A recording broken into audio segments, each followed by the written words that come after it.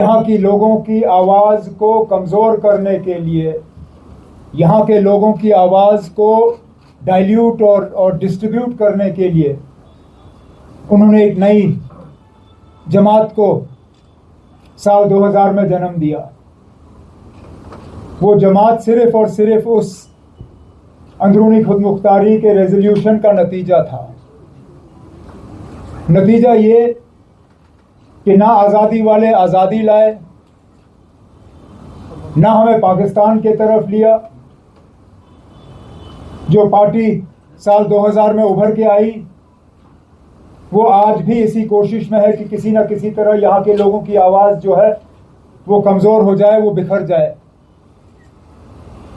और आज दोबारा हम उस तरह के हालात देख रहे हैं। जम्मू कश्मीर के साथ किए हुए वादे वो पूरे हों, उसके लिए हम एक प्रोग्राम के तहत मरकज़ को याद दिलाने के लिए दिल्ली गए। हमने उस प्रोग्राम में यहाँ तमाम सियासी पार्टियों को दावत दी। हमने कहा ये हमारा एक साझा मामला है, ये किसी के घर की बात नहीं है, किसी के जमात की बात नहीं है, हुकूमत की बात नहीं है, ये पूरे जम्मू कश्मीर की बात है। आइए जुड़ जाइए, मिलके वहां बात कर लेंगे। न सिर्फ वो नहीं जुड़े बल्कि हमारी कोशिशों को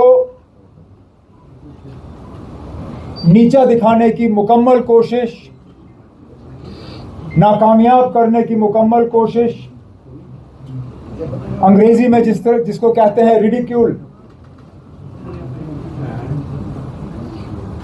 इन्होंने अपने तरफ से कोई कोशिश नहीं रखी कि हम जो है अपने मकसद में नाकामयाब हों।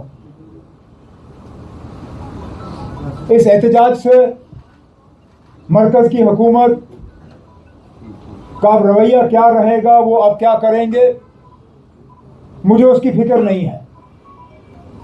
लेकिन इस बात का अफसोस है कि जो लोग अपने आप को जम्मू कश्मीर के लोग के हमदर्द कहते हैं, वो इन मौक़ों पे अपनी हमदर्दी भूल जाते हैं और क्या कहते हैं, आप जाइए और पहले 370 की बात करिए, जम्मू कश्मीर के खसूसी दर्जे की बात करिए।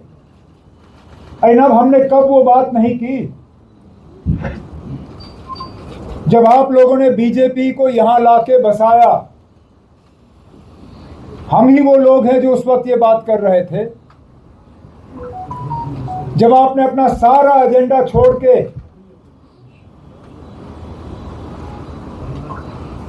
नरेंद्र मोदी साहब के बीजेपी के साथ हाथ मिलाया, हम अपने एजेंडा पे खड़े रहे। लेकिन मैं उनको याद दिलाना चाहता हूं, उन्हें कुछ या तो वो पढ़ते नहीं हैं या पढ़ने के बाद उस चीज को नजरअंदाज करना चाहते हैं। वो कहते हैं आप 370 लाइए, वो कहते हैं आप जम्मू कश्मीर की स्पेशल स्टेटस लाइए। लेकिन मैं उनसे पूछता हूं, जो उनमें से पढ़े लिखे लोग हैं, वो मुझे बताएं, बिना रियासत के 370 का मतलब क्या है? बिना रियासत के 371 के मायने क्या है? आखिरकार जो भी स्पेशल स्टेटस जम्मू कश्मीर का होगा, चाहे उसको 370 की सूरत में लें या आप उसको कोई और शक्ल देना चाहें, मतलब ये है कि मरकज और जम्मू कश्मीर के दरमियान जो पावर्स हैं उनको शेयर किस तरह किया जाएगा, उनका बंटवारा किस तरह होगा। और बंटवारा मरकज और यूटी के दरमियान नहीं होता, क्योंकि यूटी के कोई इख्तियारात नहीं है। यूटी के तमाम इख्तियारात जो हैं वो या तो मरकज के पास है या लोक भवन के पास है। आपके तमाम कैबिनेट के फैसले पहले लोक भवन जाते हैं, वहां पे दस्तखत होते हैं, फिर जाके उनका ऐलान होता है। मैं सिर्फ अपने आवाम से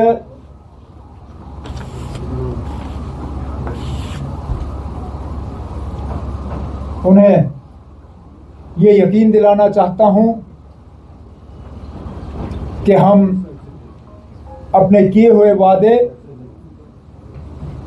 उन पे कायम हैं और इंशाल्लाह कायम रहेंगे। इस मौके पे मैं उन तमाम साथियों को शुक्रिया करना चाहता हूं जिन्होंने अपने दम पे दिल्ली जाने का सफ़र तय किया। पार्टी के तरफ से एक भी साथी की मदद नहीं हुई। हमने उनके लिए जहाज की टिकटें नहीं कराई, रेल की बोगी बुक नहीं की, गाड़ी में जगह नहीं रखवाया। जितने लोग गए अपनी मर्जी से गए और अपने दम पे। तो वो लोग जो हमारी कोशिशों को नज़रअंदाज करते हैं और कहते हैं इतनी बड़ी पार्टी, वहाँ तो इनको लाखों लोगों को ले जाना चाहिए था, हमने लिया किसी को नहीं, सब अपनी मर्जी से आए। और मुझे उम्मीद है आगे अगर हमें फिर इस तरह का वहाँ पे प्रोग्राम रखना पड़ेगा तो इंशाल्लाह इसी तरह मेरे साथी जो हैं इन प्रोग्रामों के साथ जुड़ते रहेंगे। क्या नई शक्ल होगी वो हम तय कर लेंगे, लेकिन ये सिलसिला कुछ प्रोग्राम जम्मू कश्मीर के अंदर, कुछ प्रोग्राम दिल्ली में या कहीं और, सिलसिला इसी तरह चलता रहेगा। हमने 2 बड़े प्रोग्राम श्रीनगर और जम्मू में किए लोगों को अपने साथ जुड़वाने के लिए। अब अगर यही सिलसिला हमें डिस्ट्रिक्ट लेवल पे लेना पड़े हम ले लेंगे, अगर हमें असेंबली कॉन्स्टिट्यूंसी लेवल पे लेना पड़े हम ले लेंगे, लेकिन इस चीज़ के लिए पार्टी के अंदर बात करके हम तय कर लेंगे। तो रही बात यहाँ मैं इसी पे, क्योंकि इन्होंने बात छेड़ी, वाकई रजौरी और पुंछ में बहुत नुकसान हुआ है और कीमती जानें भी गई हैं, जिस तरह नासिर ने शुरू में आपसे कहा। पहले तो हमारी मुकम्मल कोशिश है कि किसी और की जान न जाए। मैंने कल जो रिव्यू मीटिंग लिया था वीडियो कॉन्फ्रेंस के ज़रिए, मैंने अफसरों को वाज़िया हिदायत दी है कि जो वल्नरेबल एरियाज़ हैं उनको आइडेंटिफाई करके, जो सबसे वल्नरेबल फैमिलीज़ हैं वहाँ पे, जो नालों के करीब, दरियाओं के करीब या लैंडस्लाइड प्रोन एरियाज़ के करीब रहते हैं, उनको शिफ्ट किया जाना चाहिए। जो सड़कें लैंडस्लाइड और रॉक फॉल्स के जो शिकार रहते हैं, उन सड़कों पर ट्रैफिक रेगुलेशन जो है वो किया जाए अगले 3-4 दिनों के लिए। लेकिन जहाँ तक रजौरी और पुंछ के नुकसान की बात है, मेरे 2 मिनिस्टर जो हैं मौके पे अभी पहुँच जाएंगे, वो वहाँ पे रहेंगे फ़िलहाल जब तक वहाँ पूरी तरह से हालात ठीक नहीं होते। उसके बाद जो रिकवरी और जो रिकन्स्ट्रक्शन और रिलीफ का हमें सिलसिला चलाना होगा वो हम ज़रूर चला लेंगे। ठीक है, थैंक यू।